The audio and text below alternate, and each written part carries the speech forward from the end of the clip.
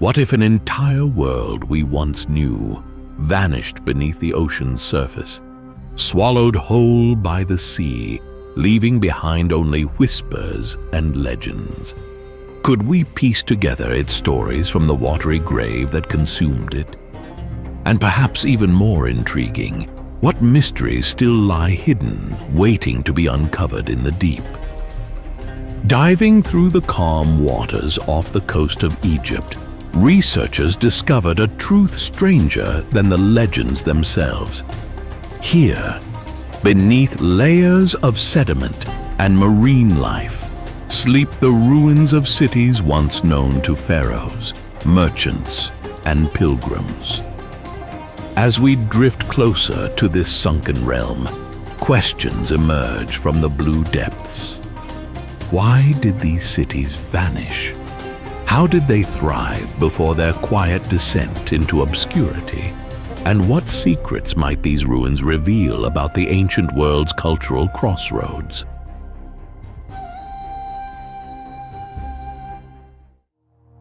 For ages, scholars spoke of Thonis-Heracleion and Canopus, two ancient cities situated near the mouth of the Nile. They were mentioned in texts, hinted at by passing references in historical accounts, yet no one alive had seen them. Their legacy survived as whispers in old writings. By the turn of the millennium, technological leaps made a new kind of exploration possible, and a team of underwater archaeologists embarked on a quest that would change our understanding of early Egyptian history.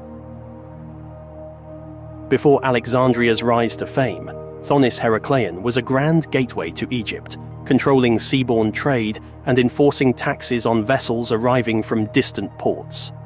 Its position at the mouth of the Nile made it a natural hub, a checkpoint for merchants navigating complicated trade routes. But if the city was so vital, why had it disappeared? The silence of these ruins suggested something slow and inevitable, perhaps a subtle sinking rather than a sudden cataclysm. Could shifting lands and trembling earth have undermined the city's foundations? When modern surveys began, archaeologists like Frank Gaudio combined ancient texts, advanced sonar mapping, and magnetometers to find traces of the lost landscape. Slowly, stone fragments and monumental statues emerged. Intricate details, previously only imagined, were verified underwater. Step by step, block by block, Thonis-Heracleion reintroduced itself to our world. Monuments that once soared above bustling streets lay toppled on the seabed, their carvings still crisp, their inscriptions still telling stories of gods and kings. This metropolis was no minor outpost. Coins, anchors, weights and measures, jewelry and ceramics revealed thriving trade links. Goods moved between Egypt and the greater Mediterranean, blending cultures and economies. Neighboring Canopus, long famed for religious sanctuaries and spiritual practices, emerged from its watery cloak to reveal objects of devotion and ritual vessels. Pilgrims once flocked there to seek blessings and cures. Now, their footprints are erased, replaced by schools of fish and drifting seagrass. What made these discoveries so compelling was the cultural tapestry they wove. Egyptian, Greek, and even Roman elements danced together in the artifacts and architectural fragments. Gods from different pantheons were honored side by side. Temples reflected layered identities, mirroring the fluid cultural exchanges that marked this era of history. The cities were living, breathing testaments to a world without rigid borders, a world in constant conversation with itself. Yet these submerged cities are only one part of the puzzle. Off Alexandria's shores, fragments of what many believe to be Cleopatra's palatial district have also been found. How could we not be captivated by the possibility of wandering through halls the legendary queen once graced? The stones scattered on the seabed may have witnessed royal ceremonies, political intrigues, and romantic liaisons. If we listen closely, can we still sense Cleopatra's presence in these ruins? Preserving these treasures demands delicate expertise. Divers work slowly, carefully clearing silt to avoid damaging fragile artifacts. Specialized teams document each piece before it's raised to the surface for conservation. Museums curate these finds, unveiling them to a curious global audience. Traveling exhibitions bring these relics from the seabed into our modern-day consciousness, bridging millennia. The findings sharpen our perception of how ancient cities breathed, prospered, interacted, and fell silent beneath blue depths. Still, none of this fully answers the larger question: why did they sink? Theories abound, each more intriguing than the last. Some believe that the soft, waterlogged soils of the Nile Delta gradually gave way under the weight of temples and towers. Others point to subtle changes in climate and rising sea levels that crept in over centuries, pushing waters higher and higher until streets became canals and homes became reefs. Some suspect a more dramatic ending, an earthquake or a tsunami that shook the foundations, toppling what man had built. Could it have been a sudden cataclysm? The debate continues. As we watch the archaeological team at work, we witness a slow conversation across time. Each statue raised from the seabed speaks. Each inscription read under shifting light reveals a hidden chapter. These ghostly outlines of temples and sacred boats, these fragments of columns and shattered shrines, form a dialogue between today's scholars and yesterday's artisans. The archaeological evidence is overwhelming, says Frank Goddio, and each new find helps us piece together more of the puzzle that is ancient Egypt's maritime heritage. This puzzle, scattered across the seafloor, reflects a grandeur lost but not forgotten. Today, researchers question, hypothesize, and unearth, reconstructing a narrative that grows richer and more complex with every find. As we return to our initial questions, why did they vanish, and what did they leave behind? The answers emerge bit by bit beneath the water's surface. The real question is no longer whether we can find these lost cities, but how many more stories, hidden just out of sight, are yet to be revealed.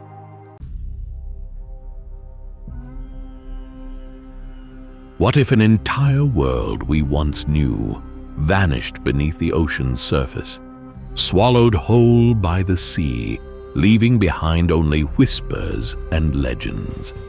Could we piece together its stories from the watery grave that consumed it? And perhaps even more intriguing, what mysteries still lie hidden, waiting to be uncovered in the deep? Diving through the calm waters off the coast of Egypt, researchers discovered a truth stranger than the legends themselves. Here, beneath layers of sediment and marine life, sleep the ruins of cities once known to pharaohs, merchants, and pilgrims. As we drift closer to this sunken realm, questions emerge from the blue depths. Why did these cities vanish? How did they thrive before their quiet descent into obscurity? And what secrets might these ruins reveal about the ancient world's cultural crossroads?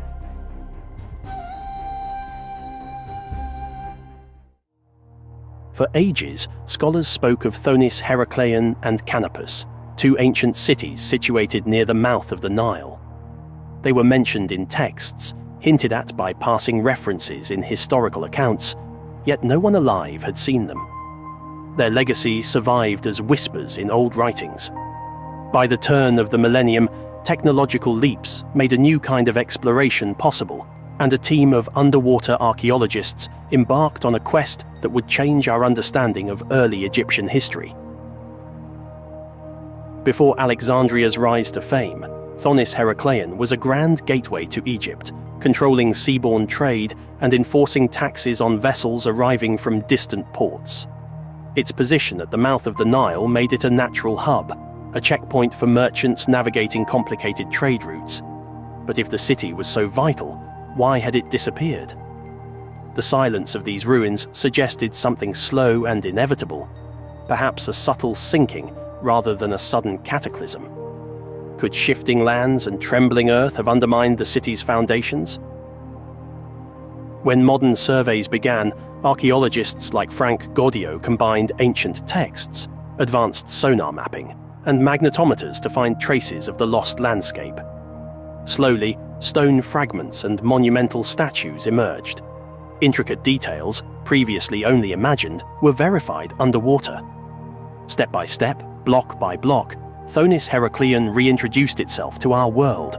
Monuments that once soared above bustling streets lay toppled on the seabed, their carvings still crisp, their inscriptions still telling stories of gods and kings. This metropolis was no minor outpost. Coins, anchors, weights and measures, jewelry and ceramics revealed thriving trade links. Goods moved between Egypt and the greater Mediterranean, blending cultures and economies. Neighboring Canopus, long famed for religious sanctuaries and spiritual practices, emerged from its watery cloak to reveal objects of devotion and ritual vessels. Pilgrims once flocked there to seek blessings and cures.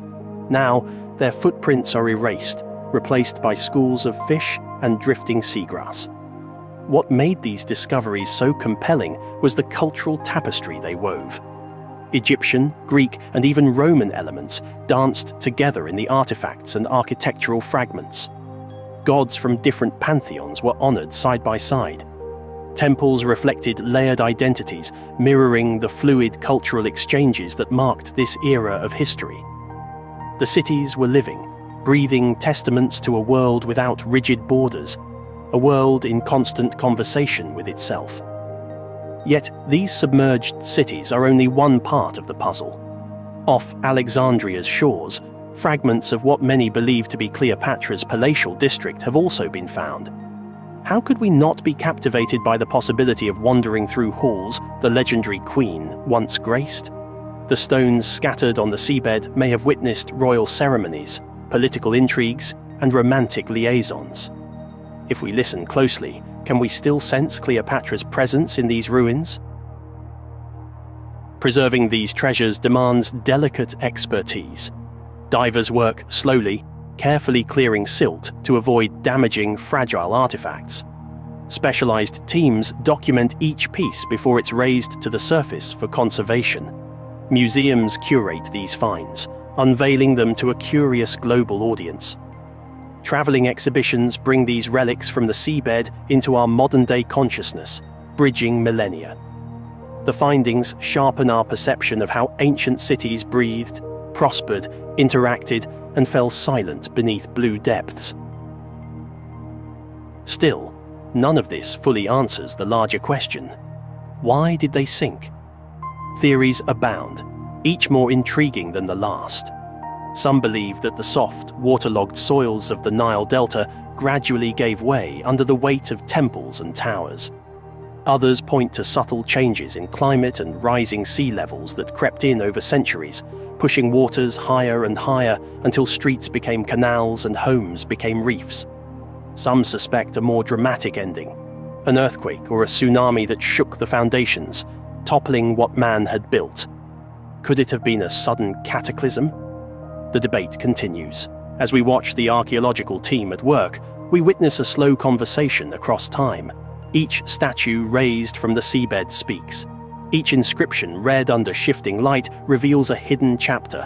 These ghostly outlines of temples and sacred boats, these fragments of columns and shattered shrines, form a dialogue between today's scholars and yesterday's artisans. The archaeological evidence is overwhelming, says Frank Goddio, and each new find helps us piece together more of the puzzle that is ancient Egypt's maritime heritage. This puzzle, scattered across the seafloor, reflects a grandeur lost but not forgotten. Today, researchers question, hypothesize, and unearth, reconstructing a narrative that grows richer and more complex with every find.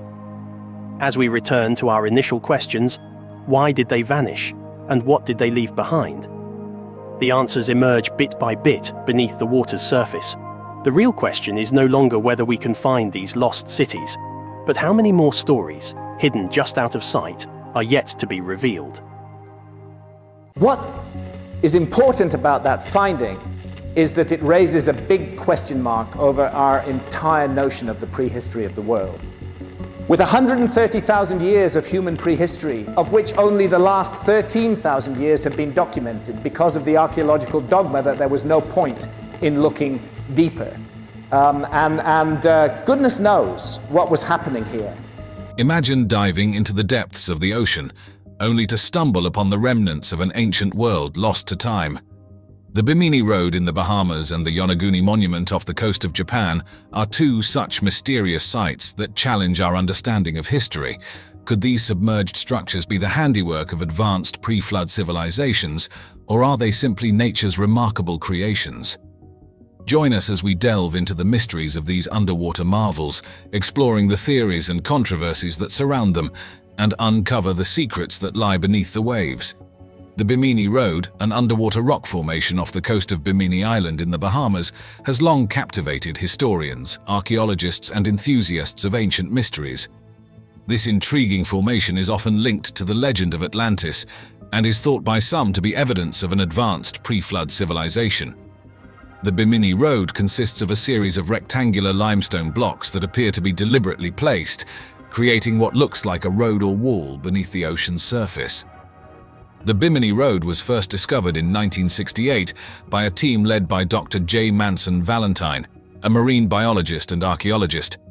During an underwater expedition near North Bimini Island, Dr. Valentine, along with Jacques Mayol and Robert Angove, documented the formation, noting its peculiar arrangement and the striking regularity of the stone blocks. Dr. Valentine published his findings, describing the Bimini Road as a structure consisting of large, flat, rectangular stones, some measuring up to 4 meters in length.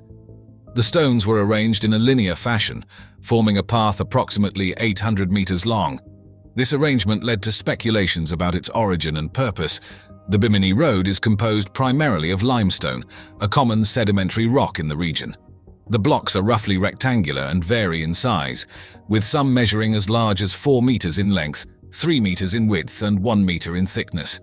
The stones are arranged in a haphazard yet seemingly deliberate pattern, leading to theories that they were placed by human hands rather than formed through natural processes. Several theories have been proposed to explain the origin and purpose of the Bimini Road. Some geologists argue that it is a natural formation, resulting from the erosion of beach rock. They suggest that the rectangular blocks are a product of natural processes, such as the fracturing and erosion of limestone by wave action and tidal forces. This theory posits that the formation is an example of beach rock, a type of limestone that forms in the intertidal zone. As sea levels fluctuated over millennia, these rocks could have fractured and shifted, creating the appearance of a man-made structure. On the other hand, some researchers believe that the Bimini Road could be the remains of an ancient harbor or breakwater, constructed by an advanced pre-Columbian civilization to serve as a docking area for boats or ships. The most famous and controversial theory links the Bimini Road to the lost city of Atlantis. Proponents of this idea argue that the formation is evidence of a highly advanced civilization that existed before a catastrophic flood event. This theory was fueled by Edgar Cayce, a renowned American psychic, who predicted that remnants of Atlantis would be found near Bimini in the late 1960s. Since its discovery, the Bimini Road has been the subject of numerous investigations and research expeditions. In the early 1970s, British researcher Harold Wilkins conducted dives and studies at the site, reporting additional stone structures and artifacts that further fueled speculation about its origins. Around the same time, Dr. Dmitry Rebikov, a pioneer in underwater photography, captured extensive photographic evidence of the formation, providing detailed visual documentation that aided in the analysis and interpretation of the site. In recent decades, advanced technologies such as sonar mapping and underwater excavation have been employed to study the Bimini Road. These surveys have provided more detailed information about the formation's dimensions, composition, and alignment. Geological studies have focused on analyzing the limestone blocks and the surrounding seabed, with researchers seeking to determine whether the stones were naturally formed or shaped by human activity. Despite ongoing research, the Bimini Road remains a topic of controversy and debate. Many scientists and archaeologists remain skeptical of the claims that the formation is man-made, arguing that the evidence points more convincingly toward a natural geological formation. Nevertheless, alternative theories continue to be explored, with some researchers advocating for more extensive underwater excavations to uncover potential artifacts or further structural elements that could shed light on the formation's true nature. Regardless of its origin, the Bimini Road holds significant historical interest.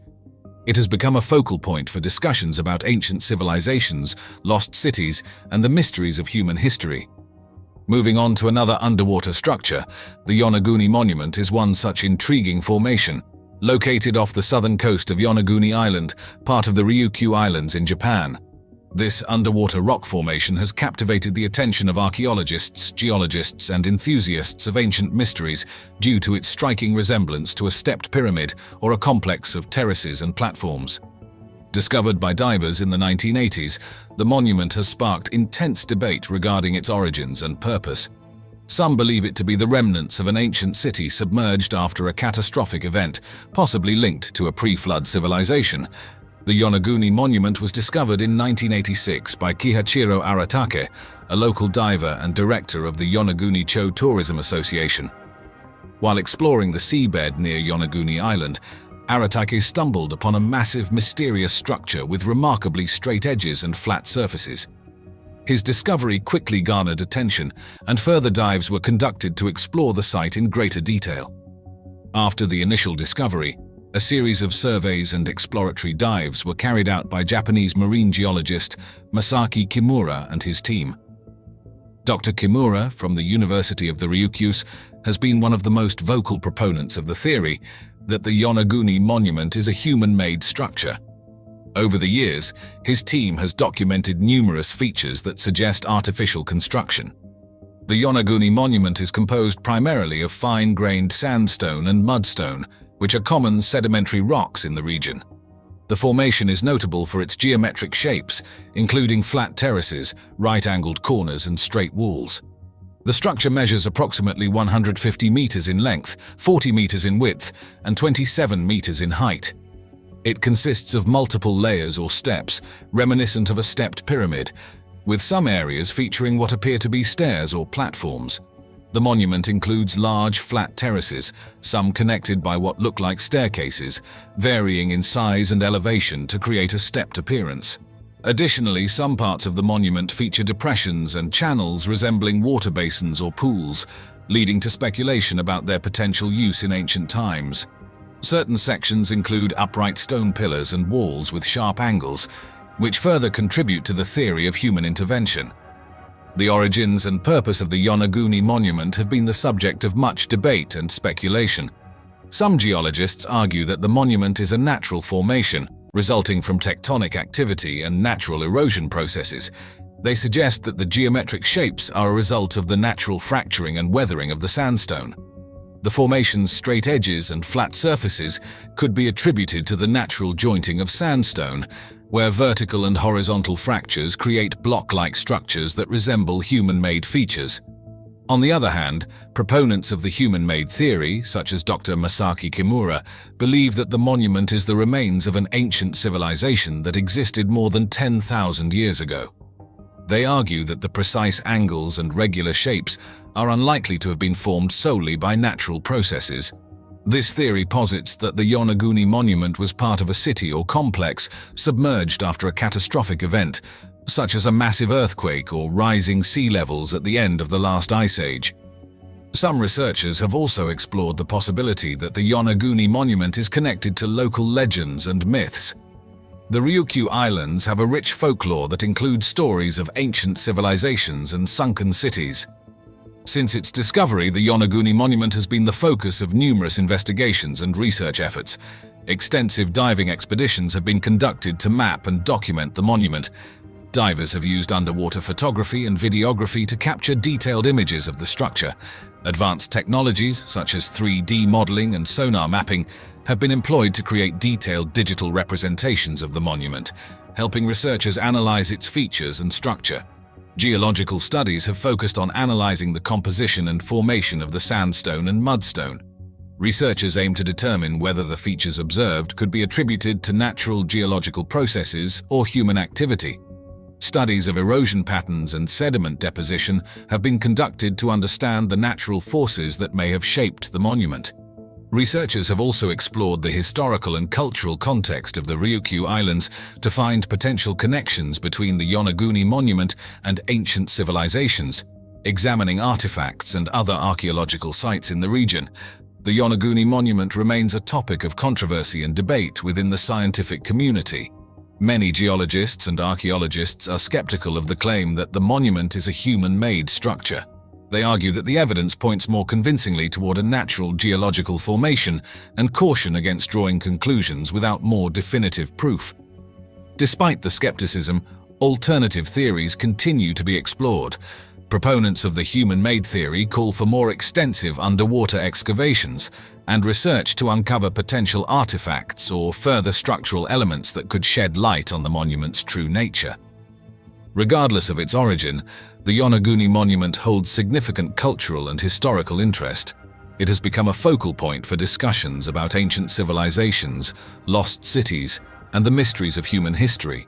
There are certain specific patterns which appear all over the world. Grid patterns, all over the Cave of Lascaux, for example. And you find exactly the same device on the walls of rock shelters in South Africa. Not only are these two cultures distant geographically, they're also distant in time. Welcome to a journey through time and beneath the earth where secrets of the ancient world lie hidden in the shadows. Today we're diving deep into the submerged wonders of the Cosca Cave, a Paleolithic masterpiece tucked beneath the sea near Marseille, and soaring through the immense underground canyons of Scottian Caves in Slovenia, a place where history echoes off the walls. Join us as we explore these incredible caves, each holding mysteries that predate the Ice Age. Cosca Cave, nestled near Marseille in the Calanques of southern France, is a remarkable underwater cave that offers a window into the Upper Paleolithic period. Discovered by Henri Cosca, a professional diver from Marseille, the cave's entrance lies 37 meters below the surface of the sea near Cap Morgeau. Cosca, who was driven more by a passion for diving and the allure of the unknown rather than archaeological ambitions, first explored this submerged entrance in 1985.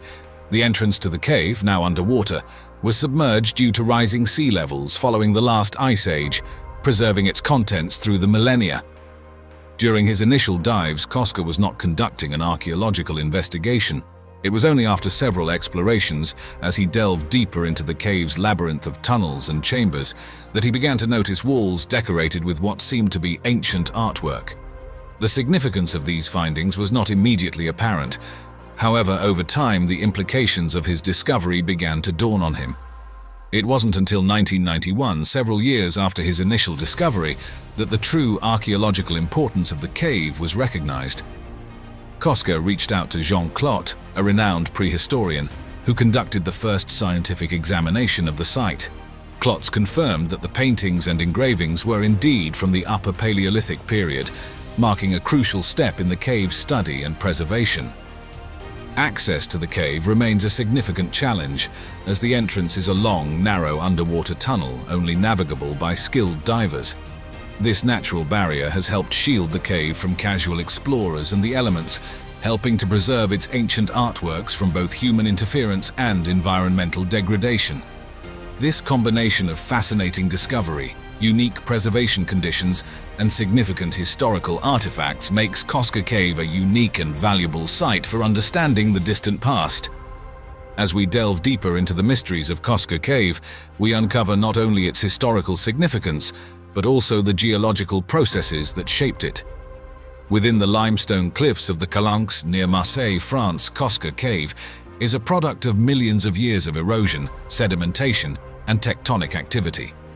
These natural forces have carved out an intricate network of chambers and narrow passages, stretching several hundred meters into the cliffs. The main entrance, now submerged under the sea, forms a 175-meter-long underwater tunnel, serving as a natural barrier that has preserved the integrity of the cave and maintained its internal climate. This has been crucial in protecting the delicate prehistoric artworks within from external influences. Within these ancient walls, over 500 graphic elements tell a vivid story of life during the Paleolithic era. The cave's art is divided into two distinct periods. The earlier works, dating from 27,000 to 19,000 years ago, feature predominantly hand stencils and geometric shapes, reflecting early humans' exploration of personal identity and abstract thought. Later artworks, however, show a marked progression to detailed depictions of both local and marine fauna, suggesting a deepening of cognitive abilities and cultural sophistication among the cave's occupants. Among the cave's unique artistic highlights is the depiction of marine species such as seals and jellyfish, exceptionally rare in Paleolithic rock art, which predominantly features terrestrial animals. This inclusion suggests that the inhabitants of the Kostka region might have had a unique maritime culture, relying on the sea not just for sustenance, but also integrating it deeply into their spiritual and artistic lives. This stands in stark contrast to contemporaneous inland sites like Lascaux Cave, where the art focuses almost exclusively on land animals, indicating a lifestyle deeply connected to the forests and plains. In drawing comparisons, Kostka Cave bears similarities to the Indonesian Liang Tedongga Cave, home to the world's oldest known cave painting of a warty pig. Both sites provide crucial insights into their respective cultures' interactions with their environments. However, while Liang Tedongga emphasizes early human interaction with terrestrial fauna, Kostka Cave uniquely showcases the integration of marine life into human artistic expression, offering a rare glimpse into Paleolithic maritime life. One fascinating theory posits that the dual themes of terrestrial and marine animals in Kostka's art might reflect a mythological or totemic system where these animals were revered and possibly considered spiritually significant. This is supported by the respectful depiction of these animals, suggesting they held more than mere nutritional value. It is possible that Kostka Cave served as a sacred site where rituals or teachings about these spirit animals were conducted, making it both a sanctuary and a repository of communal knowledge. This intertwining of art, culture, and spirituality highlights the complex relationship between the cave's ancient inhabitants and their environment, continuing to fascinate and enlighten us about the depth of human history. As we turn our attention from the maritime splendor of the Kostka Cave to the dramatic landscapes of Eastern Europe, we encounter another fascinating world beneath the Earth's surface, the Scotian Caves in Slovenia. Nestled in the karst region, these caves are not just cavernous wonders, but also a testament to the region's rich archaeological heritage. In 1986, Scotian Caves earned a spot on the UNESCO World Heritage List, celebrated for both their natural and cultural importance. The allure of Scotian Caves has captivated humans for centuries, perhaps even millennia. The dramatic disappearance of the Reka River into the depths of the earth has fueled local Slovene folklore with tales of chasms and underworld passages, hinting at a deep-rooted connection with these caves. One of the earliest comprehensive descriptions came from Johann Weikard von Valvassor in 1689. In his work, The Glory of the Duchy of Carniola, he praised the cave's grandeur, sparking interest across Europe. Yet it wasn't until the 1880s that scientific exploration truly began. These explorations, which continued into the early 20th century, mapped the extensive network of passages and chambers and led to the construction of paths and bridges, making the caves more accessible for both scientific study and tourism. Scotian Caves are a prime example of karst topography, formed by the persistent action of the Reka River. As it flows over 50 kilometers on the surface and then another 34 kilometers underground, the river dissolves limestone, creating a complex network of caves, tunnels, and chambers. This process has led to the formation of some of the cave system's most notable features, such as the Martel Chamber and the Silent Cave. Named after the French speleologist Edouard Alfred Martel, the Martel Chamber is one of the largest underground chambers in the world, boasting a self-regulating microclimate. The Silent Cave, or Tihajama, plunges nearly 150 meters deep, showcasing the incredible power of subterranean rivers and erosion. The sheer depth and isolation create an eerie silence in the cave, occasionally interrupted by the drip of water or the muffled rush of the river further below. Drawing an interesting parallel, Scotian Caves can be compared to the Mammoth Cave system in Kentucky, USA. Both UNESCO World Heritage Sites represent extensive karst landscapes, but while Scotian impresses with its deep underground canyons and river erosion features, Mammoth Cave boasts the title of the world's longest cave system with more than 400 miles of surveyed passageways. This comparison highlights the diverse ways in which water shapes limestone to create breathtaking subterranean worlds.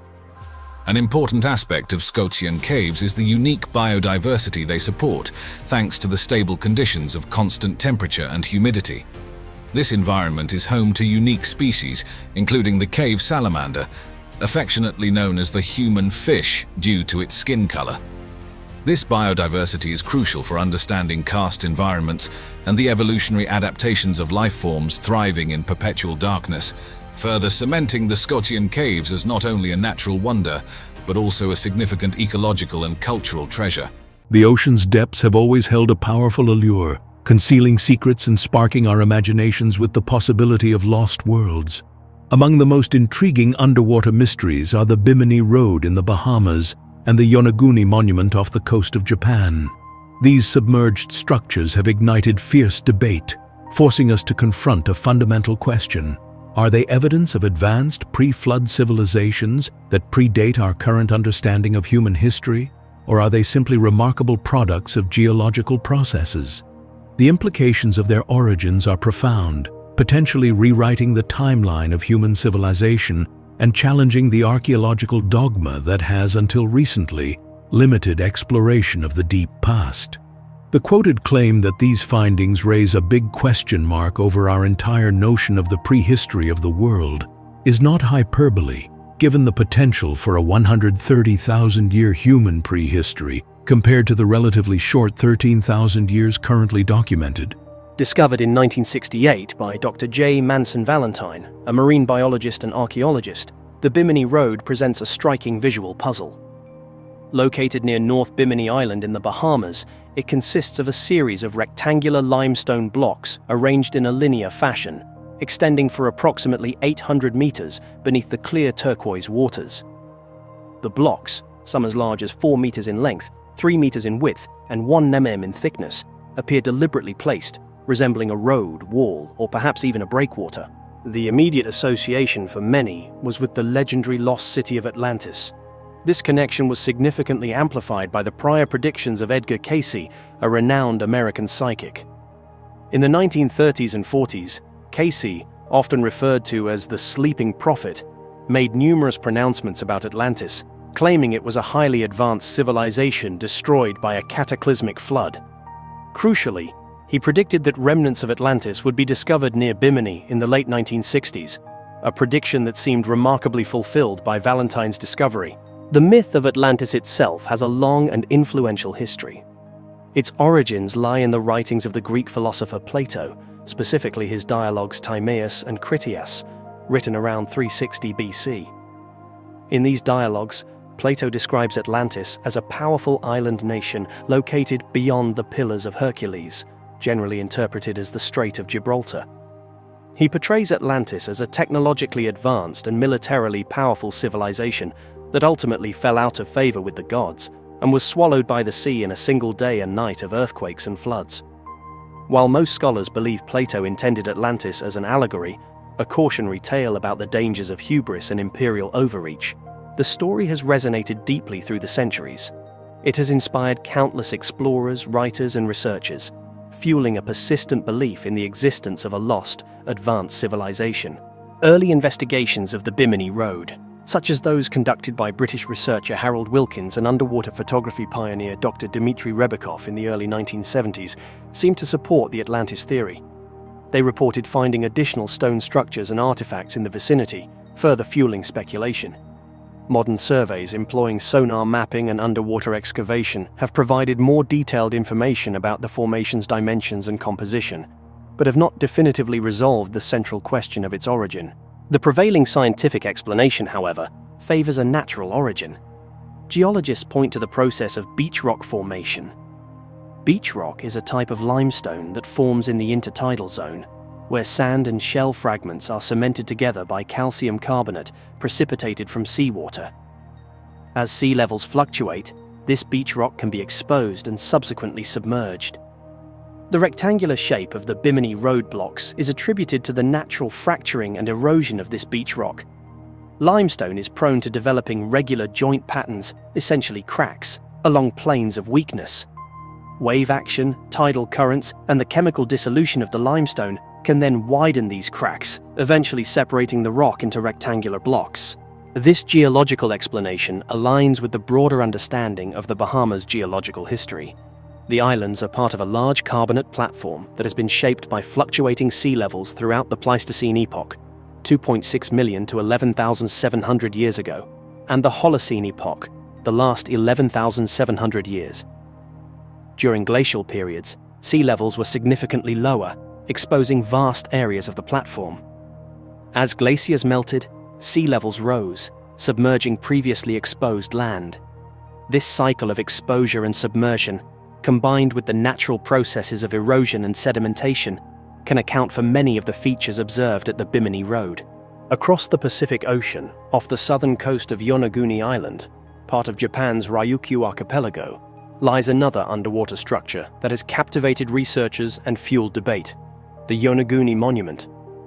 Discovered in 1986 by local diver Kiichiro Aratake, this massive formation is composed of fine-grained sandstone and mudstone, common sedimentary rocks in the region.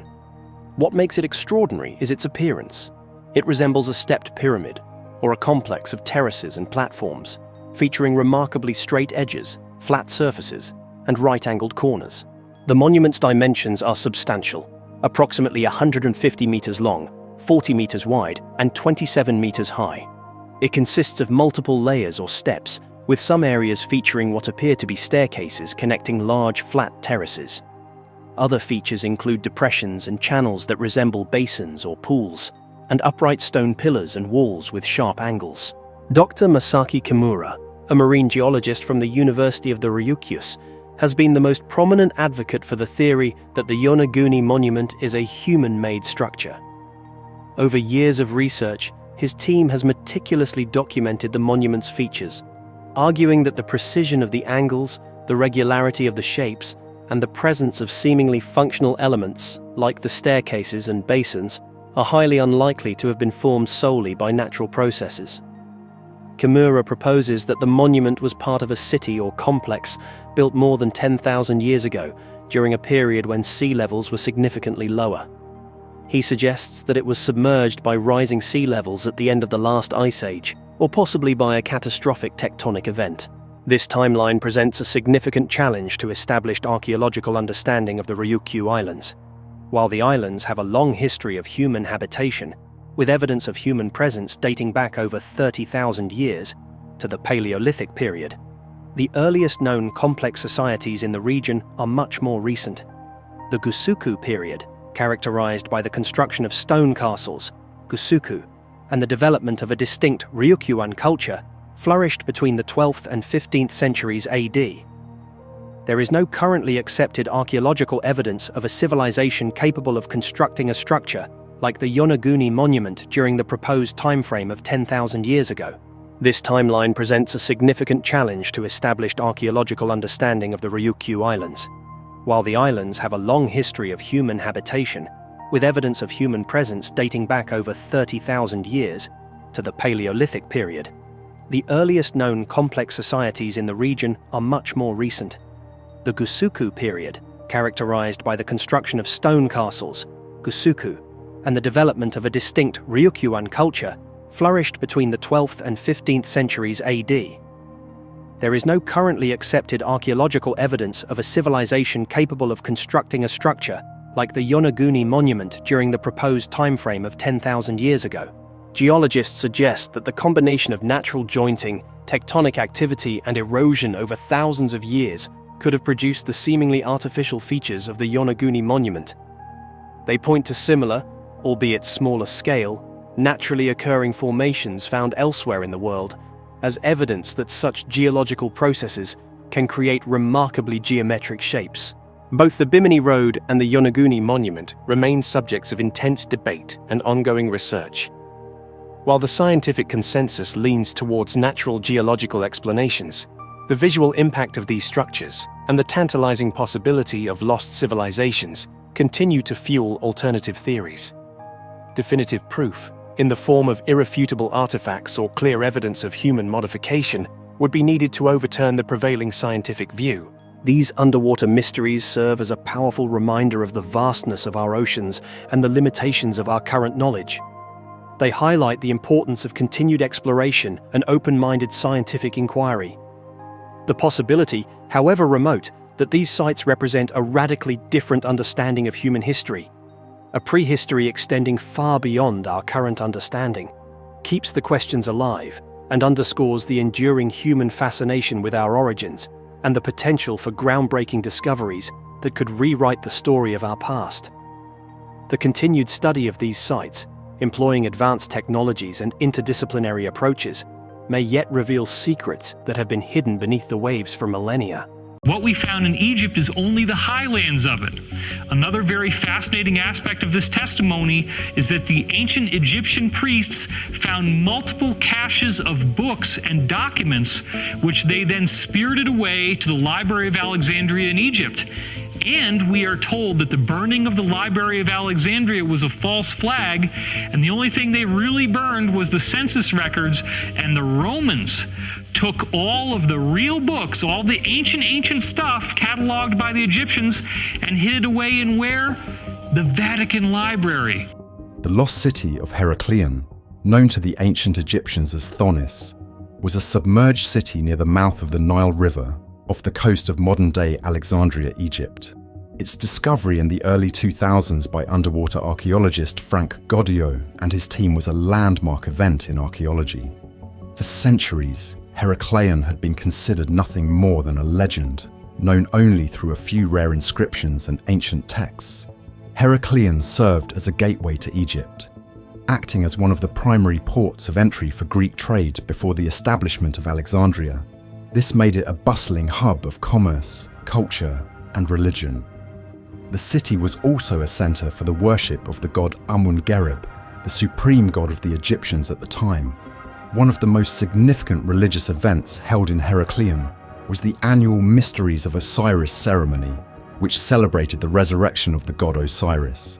Artifacts and inscriptions found underwater suggest that this ceremony involved a procession from the temple of Amun in Heracleion to the temple of Amun in Canopus.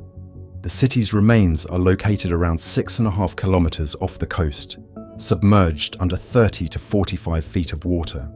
The excavation revealed a vast treasure trove of artifacts, statues, and architectural wonders that provide invaluable insights into ancient Egyptian civilization and its interactions with the Greek world.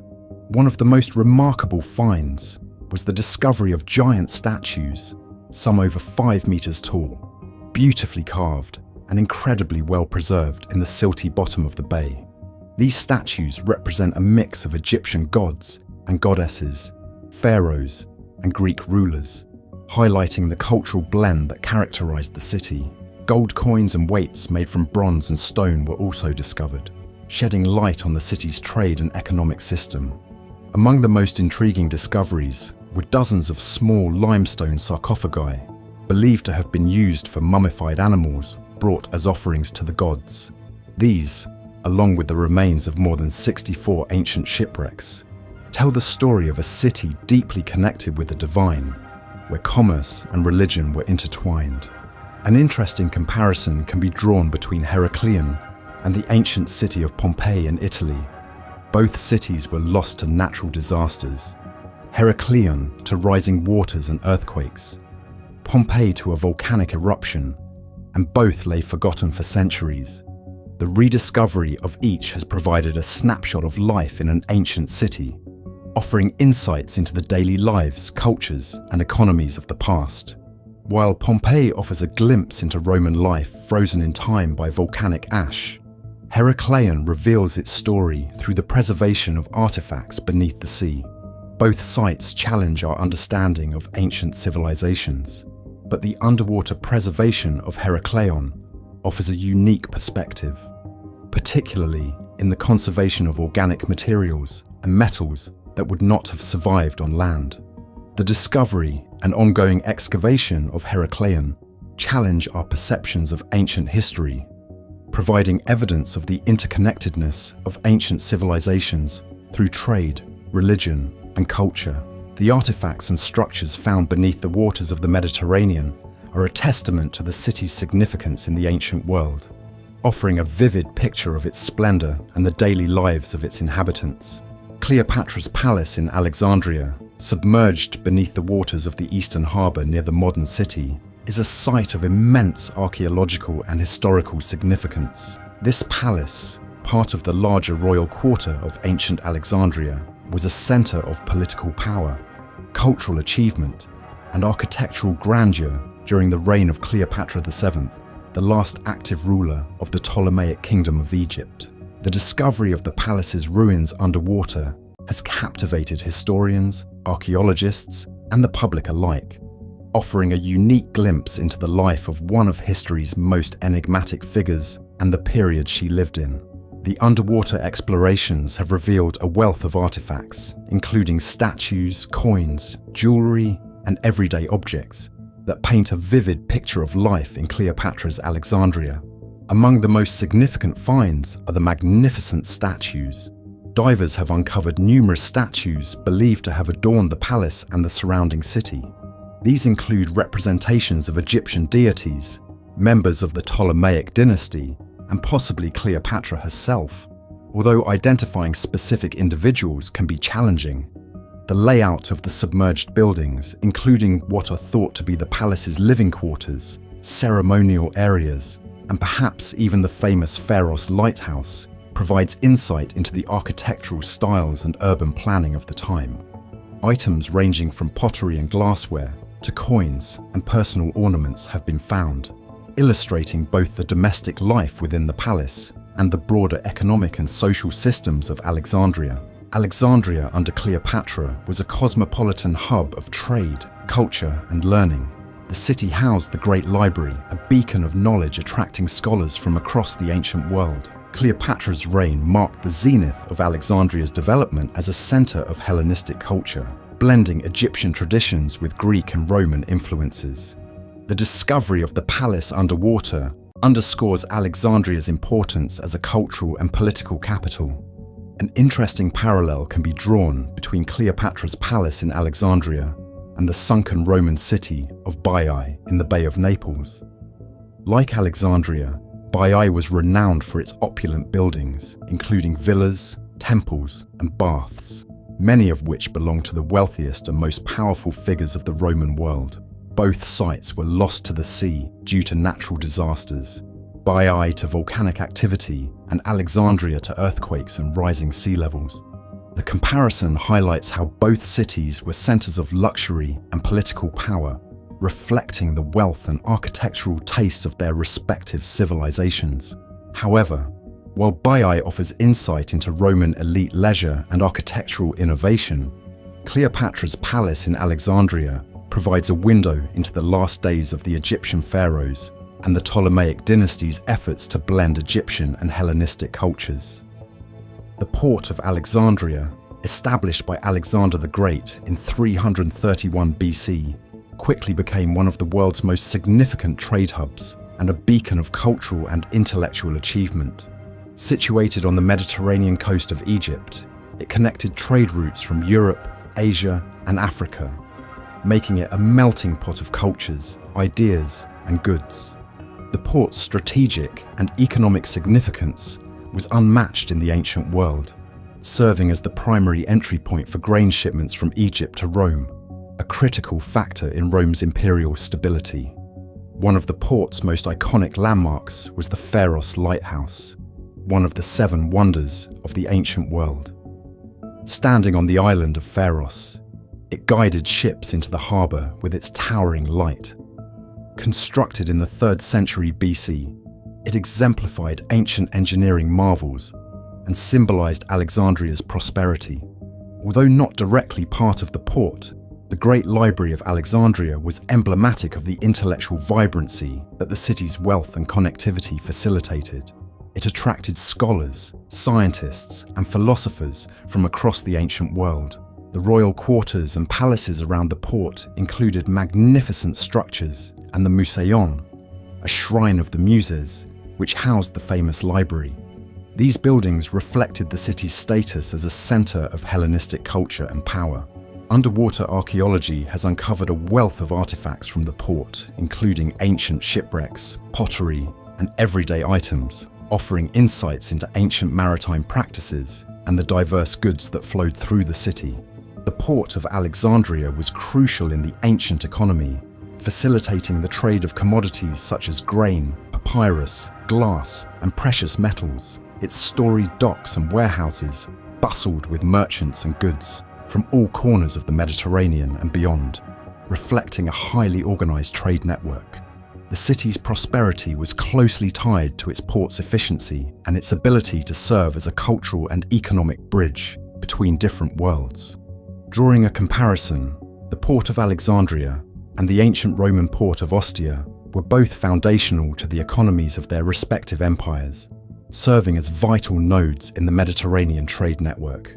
Ostia, at the mouth of the river Tiber, was the primary sea gateway for the Roman Empire, much like Alexandria was for Egypt. Each port was a focal point of economic activity and cultural exchange, reflecting the cosmopolitan nature of ancient Mediterranean life. However, while Ostia primarily served Rome and was critical for importing grain to feed the capital's population, Alexandria had a more global significance, connecting multiple continents. The discovery of exotic goods and the remains of diverse ships in Alexandria underscores its broader reach in the ancient trading world compared to Ostia, which, though significant, had a more centralized role within the Roman state.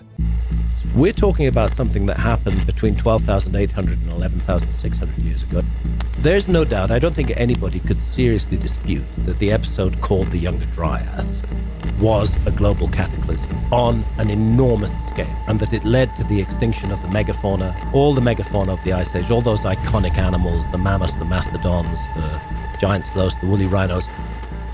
Imagine a world before our own, inhabited by advanced antediluvian civilizations that vanished beneath the waves of a cataclysmic flood. Did these pre-flood societies possess knowledge far beyond our current understanding? Were they perhaps genetically distinct beings, giants who walked the earth as ancient texts suggest?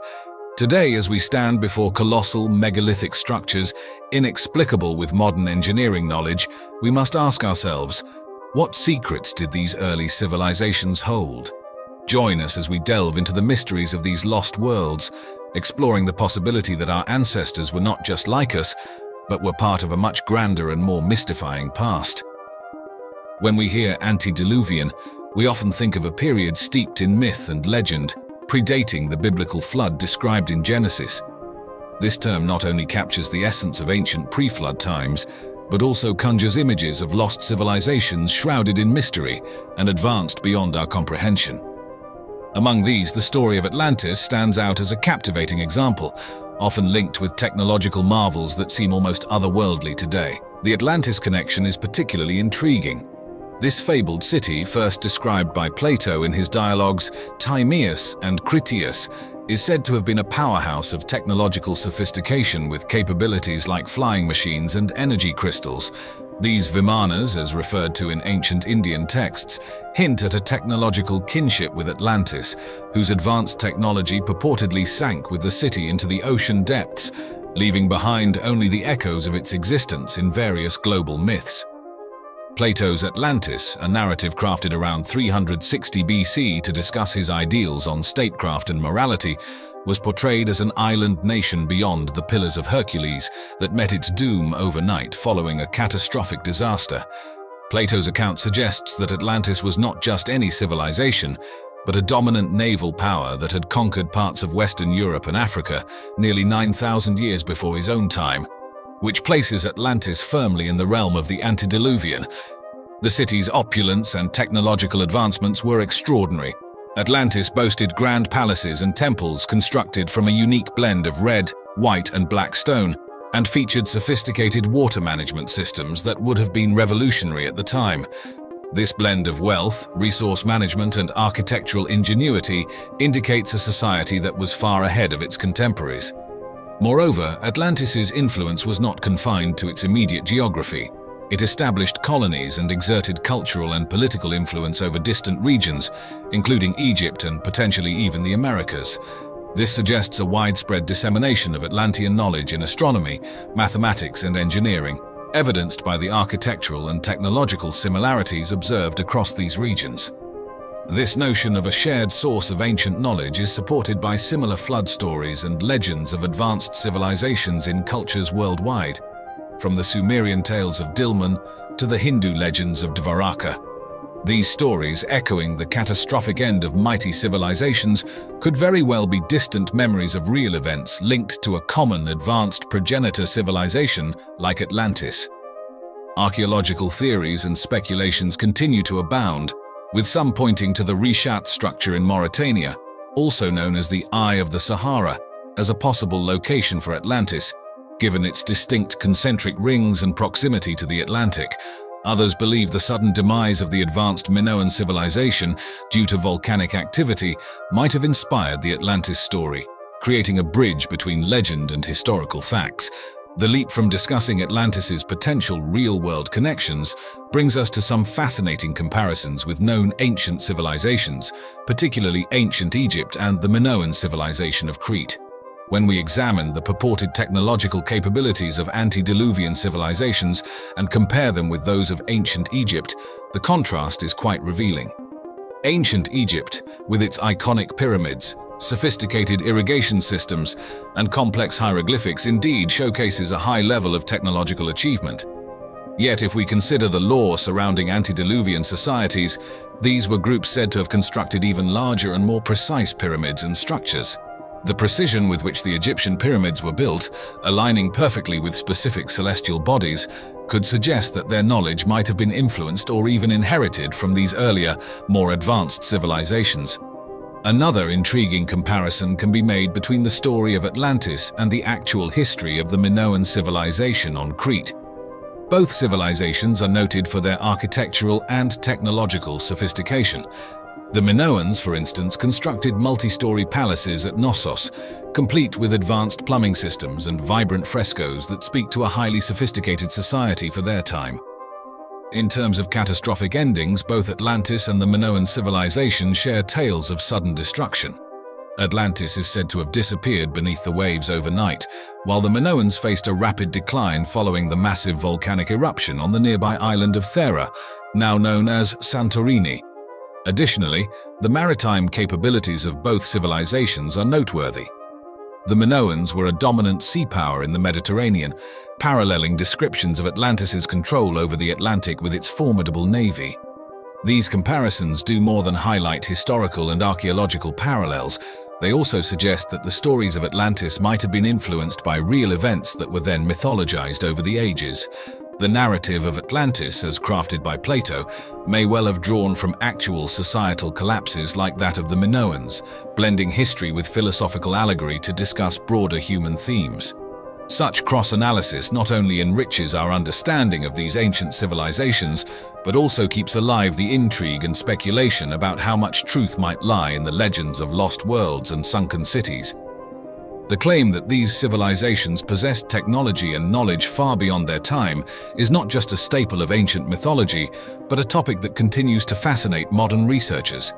These prehistoric cultures are credited with technological feats that seem almost impossible by today's standards, particularly in areas like engineering, astronomy, and medicine. Take, for example, the engineering marvels attributed to these civilizations. They reportedly had the capability to lift and transport massive stones and align them with astronomical precision. Consider the Great Pyramid of Giza, whose perfect geometric alignments and precision in construction have led some to speculate that the knowledge to build such a structure might have been passed down from an antediluvian civilization. The ability to create such monumental structures, which have stood the test of time, speaks volumes about their engineering prowess. When it comes to astronomical knowledge, these civilizations are said to have been able to predict celestial events with remarkable accuracy.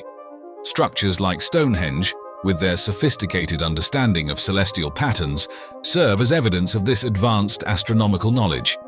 It's theorized that many such megalithic structures were not just ceremonial spaces, but also served as astronomical observatories, providing these ancient people with insights into the cosmos that rival modern astronomical tools. The medical advancements of antediluvian civilizations are equally fascinating. There are tales of healers who could perform complex surgical procedures, effectively use medicinal plants, and perhaps even manipulate bioenergy. Such capabilities suggest a deep understanding of health and medicine that eluded later civilizations for centuries.